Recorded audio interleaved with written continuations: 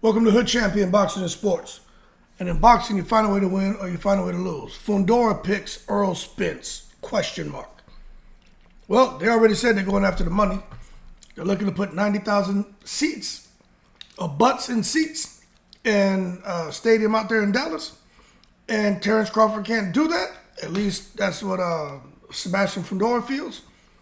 Even if he went to Omaha, Nebraska, they still don't think they would get the turn up that they would get fighting Errol Spence in Dallas. But check this out, because it's decision-making time. WBC has come out and said, you know what, hold your horses. Y'all not going to take it to the stupid on us. Gentlemen, please be advised that the committee granted sanction approval of Fundora to face the winner. Now this is the thing, right? Before I finish reading this. The WBO is fighting for Terence Crawford. Simple. But it doesn't mean it's going to happen. But anyway, man, granted subject the winner face the next mandatory challenger, which is Terence Crawford, within 6 months. Now, that is the reason why they made this fight. It's so Crawford, as the mandatory, would have the opportunity to fight the winner. It goes on to say here that, therefore, in light of the above and per WBO regulations of the World Championship contest, the parties are hereby ordered to commence negotiations. So they're saying, hey, you guys got to start negotiating right now. And I'm going to tell you right now, we're going to find out really quick what's going on, because the 20-day negotiating period shall trigger on Friday, April 5th. Failure to reach an accord within the period outlined herein will result in the committee ordering purse bids, which they don't want to go to a goddamn purse bid, man. The minimum bid for the junior middleweight division is $200,000. They don't want that at all because the purse bid sucks. So bottom line is, the WBO is pushing what they're supposed to do, to have Fundora and Terence Crawford fight. But I'm telling you right now, Fundora's not going to fight no damn Terence Crawford. I don't think so. Now, he did say, now this is what's interesting, right? Fundora's the fighter, and he's saying what he wants to do. Fundora wants to fight Crawford because Crawford's the best, and he wants to test himself against the best. His team is saying, hold your horses. Let's not take it to the stupid, cockroach man. We're not putting you in there with that killer. One, he's a killer. Two, probably not going to make that much money fighting him. Now, when I say that much money, I'm talking about in comparison to to Fundora fighting Errol Spence. So they're like, look, Errol Spence is damaged goods. And you could probably make a few more $1 million fighting Errol Spence. There's a demand to see Errol Spence. That's going to drive huge pay-per-view sales. People love him. Errol Spence is a cowboy fan.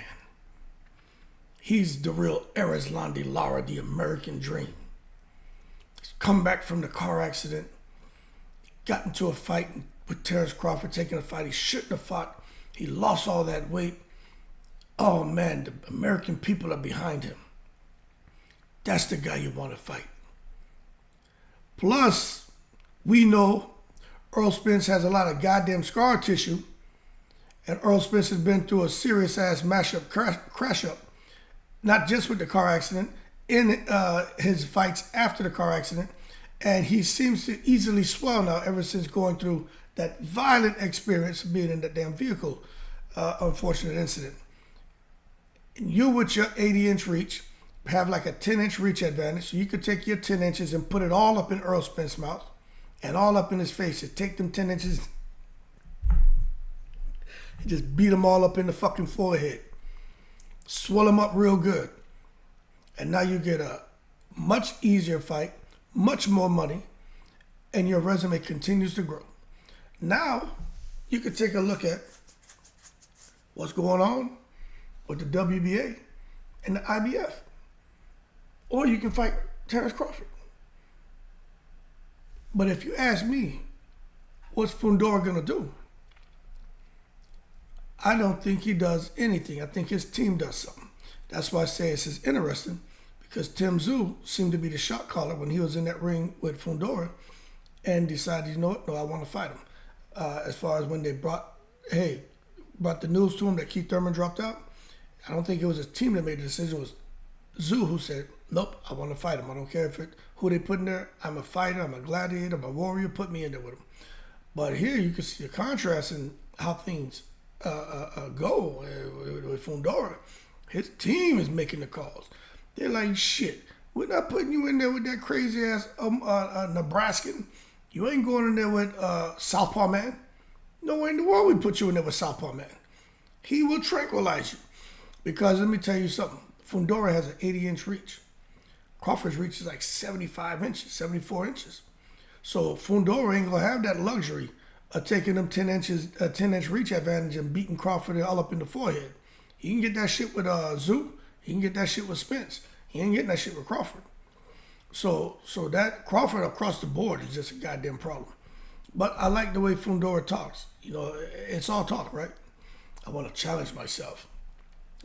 Crawford's the best. I want to prove to myself in the world that Sebastian Cockroach Man Fundora can take out Southpaw Man. So this would be Cockroach Man versus Southpaw Man. That shit ain't gonna happen. Southpaw Man, you better go in there, man, and keep, bird plane and what the fuck we see in the sky, because Terence Crawford, he gonna have to find something else to do. I just don't think he gets to fight. And it sucks. So Fundora gonna drop that damn WBO belt, and Crawford gonna fight somebody for the vacant title. That's what I think is gonna happen. And you know what's horrible about it, right? I mean, maybe I should save this for another video. But what would you do? That's my question. What would you do? You go into one fight where high probability that you lose, and you lose everything. Or you go into another fight, you vacate one belt, right? You're not ducking, you're going after bigger money. And that's the thing. People are going to say, oh, he's putting duck sauce on the fried rice, duck sauce on the carne asada. He ain't putting duck sauce on shit. He's going to get paid. But you go out here, you give it one belt you have, and you still had a WBC. Now you fight Errol Spence, with a better chance of you winning. And then you continue fighting. And now you go on to another fight where you maybe fight Terence Crawford and a unification. So you get two fights now, and instead of just going into one fight and losing everything. But hey, they're going to do what they think is best for Sebastian Fundora. But I'm telling you right now, Fundora picks Errol Spence, ? I think we can change that to an exclamation. But we'll find out soon enough, because they don't have a whole lot of time to start the negotiation period. The shit starts this Friday. They have 20 days. After that, it goes to purse bid. And trust me, it's not going to purse bid. They'll either make a deal or they won't. And I think Fundora's team has already conveyed to us what their plans are. So it is what it is. Keep cool. I'm in the breeze.